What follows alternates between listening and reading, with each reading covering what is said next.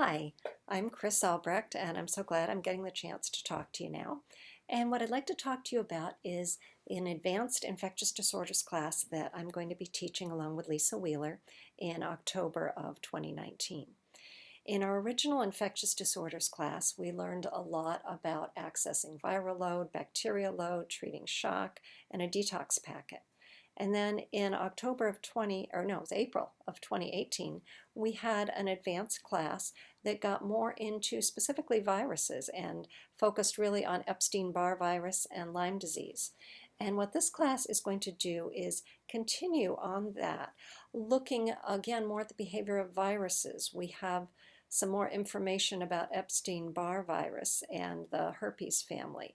And we're especially looking at the Epstein-Barr virus and herpes virus as it relates to the eyes and the central nervous system. So we're looking at shingles kinds of complications. We're looking at issues with the central nervous system itself. And we're also looking at the effect of the viruses on bone. And that really ties in with some of the other IMT work that we have that's specific to bone, and looking at how to rebuild bone, how to rebuild the scaffolding that forms then for the mineralization to take place in bone, and then dealing with shifts in electrical activity, the electrical potential that's in the bone that also is in that mineralization, demineralization, and the effects that viruses can have on all of that. So really what we're seeing is just how widespread a role viruses play in just about every facet of health. And I think a lot of things that have been difficult to really explain and get into have a basis or have a connection to viral activity. And there's also an emphasis on bringing things back into balance in the body. Viruses are very old organisms. They are programmed for survival. So trying to wipe them out or necessarily find pure antiviral pharmaceutical kinds of things can be very difficult because you're trying to eradicate something that is based and programmed on survival. So it's really about bringing that back into balance, and that ties back in with the microbiome that we had also talked about in the previous class.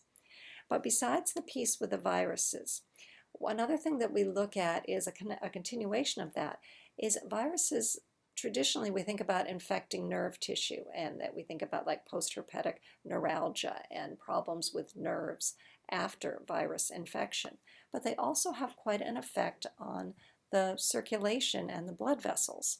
And you can have especially after chickenpox or shingles, you can have an inflammation of the vasculature after the viral activity.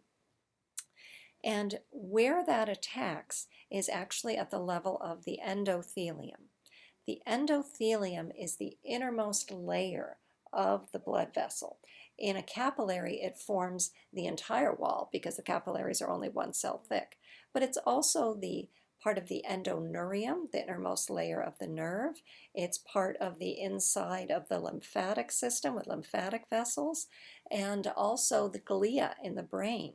And some other major organs. So the endothelium is the lining of the heart as the endocardium. It's also present in the liver, the kidneys, and several different organs. So we're going to spend quite a lot of time in this upcoming class looking at endothelium. Now you may say, why do I care about it? Well, hopefully because of all the organs and things I just mentioned, then you know that, well, maybe I should care about all those things. But when we think about the vasculature, the endothelium is what is responsible for the smooth flow of blood through the vasculature. It's what stops the blood from clotting as it moves through. Now, when you get damage to the endothelium and you have an exposure of the inside of the vessel itself, the inner wall, that's when you start to see clotting, when you start to see buildup of plaque in the vessels. So a healthy endothelium is really the key to not having plaque in your vessels, not having coronary artery disease, atherosclerosis, these kind of pieces that leaky vessel syndrome. All of these have the key component, an interface with the endothelium. So it's really important tissue for your circulation and likewise for the health of organs, for lymphatic tissue. And we're going to spend quite a bit of time on various facets of how can we support this endothelium and how can we repair it when it's been injured, and what are the kinds of things that we're going to see. The endothelium is also responsible for, since it's the lining, the cells that make up that endothelium have tiny little spaces, and different kinds of cells have different amount of space between them. And it's that shift in the space that allows, for instance, white blood cells, neutrophils to come to an area. And it's also what's responsible for, initially with histamine release, your edema, which starts the inflammatory cascade, which starts the signal to heal. But then it can be maintained too long, and then you end up with swelling and inflammation. So the endothelium is really important for that inflammation piece as well. And so we're going to be looking at the connections between those things, and again, how we can balance them. Endothelium is also key in relating to the interstitium, another word. But interstitium you might have heard a lot about lately because it was in the news in mid-2018 and some also earlier this year about now being classified as an organ. The interstitium is a connection of fluid-filled areas that really go through the whole body. And we used to think of connective tissue as, basically just the white stuff that held one thing to another.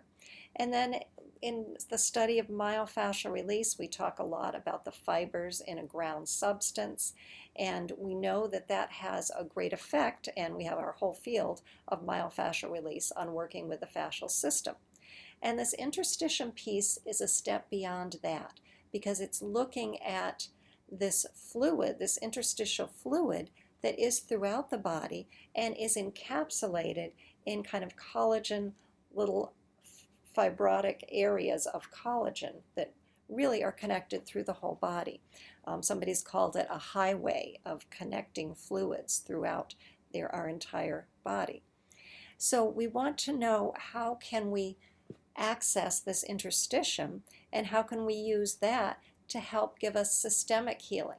Another thing about viruses, you can work in a particular area and then it ends up with a problem somewhere else. Or we know that one area will be infected and then it goes into deeper tissues and can have a more systemic involvement. So when we look at the interstitium, it's a way to affect inflammation on a systemic level. It's a way to infect general body health on a systemic level. So what we're going to look at when we look at the interstitium is specific areas, for instance, in the kidneys, in the heart, in the blood vessels, in the brain, and the vasculature and the glial cells, the blood-brain barrier with the cerebrospinal fluid. So we're going to be looking at a lot of different tissues and a way that you can influence a lot of things at once. So sometimes I've heard from people that IMT can be overwhelming because there's so many techniques or there's so much you need to do. But if we can access some of these tissues that are systemic, that do have a global effect, that do have a balancing effect, then you can become much more efficient in your treatments. So we're going to talk about more with viruses. We're going to talk about more with the endothelium. We're going to talk about the interstitium. And both of these, the endothelium and the interstitium, both of these have a strong relationship with aging. When you have damage to the tissue, when you have damage to the endothelium, is when you get things like atherosclerosis, coronary artery disease, and these things that we typically see with aging. When you get damage to the interstitium and inflammation, then we see changes in the tissue, again, that we typically associate with aging. Another factor that's got a lot of attention lately when we talk about aging is the telomere. The telomere is the little cap that's on the end of the chromosome, and it looks almost like that plastic thing that's on the end of a shoelace. Now, when the chromosomes divide, and when your cells divide, and you need to replicate your DNA, and we get that division of the chromosomes and the DNA, When that happens, we get tiny little breakages of those telomeres, of the ends of the tissue. And it's the tiny little breakage and the decrease in length that has been tied to aging processes. Now, it's thought of, or it had been thought of, as being kind of inevitable. Time goes by, you age, that's the way it is. But we've found that some tissues have an enzyme called telomerase that actually repairs the length of the little telomeres. And it has a wonderful supportive effect on the tissue to decrease the effects of aging. So another thing that we're going to look at in this class is the telomere and the effect of telomerase and how we can support that to decrease the effects of aging and especially decrease the effects of degenerative conditions. Because when you think of degenerative types of processes, those typically happen with time. You don't tend to often see those in very young people. So one of the ideas about setting back the clock is to also decrease the incidence of degenerative cases. So that's another thing that we're going to look at with this class. Another piece, some of the things that interfere with the endothelium, radiation, like with chemo or radiation, whether it comes from testing or whether it comes from radiation treatments. But we have a series of blueprints and templates that have to do with helping to balance and repair some of the damage, the side effects from the radiation itself, and even a piece that has to do with depression associated with radiation.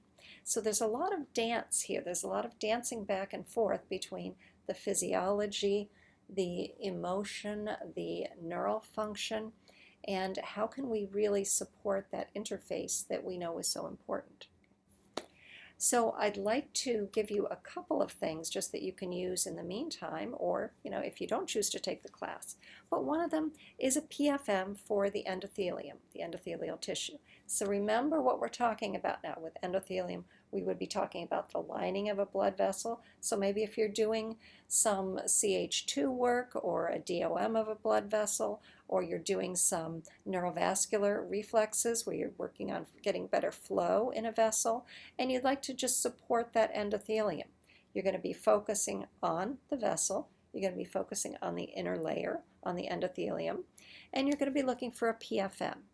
What that PFM looks like is it's a thin layer, just like the PFM would be a thin layer, and it's circles in that thin layer that are kind of jiggling. It's almost like there's this little mini earthquake, and depending, it can be a little bit of jiggling, it can be a whole lot of jiggling, but it's when you focus in on that innermost layer of the vessel.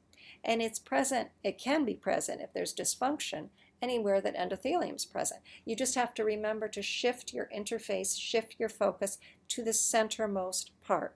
So it's at the level of the blood-brain barrier. It's at the level of the inside of the lymphatic vessels. It's at the inside of the organs. It's at the capillary level itself. So just remember to bring your interface deep and then look for that thin layer of little jiggling fluid-filled circles. And if you resist those, just doing that is going to help to whatever extent the body can balance and support that tissue is going to be helpful for that. So that's a wonderful thing in and of itself. Likewise for the telomeres.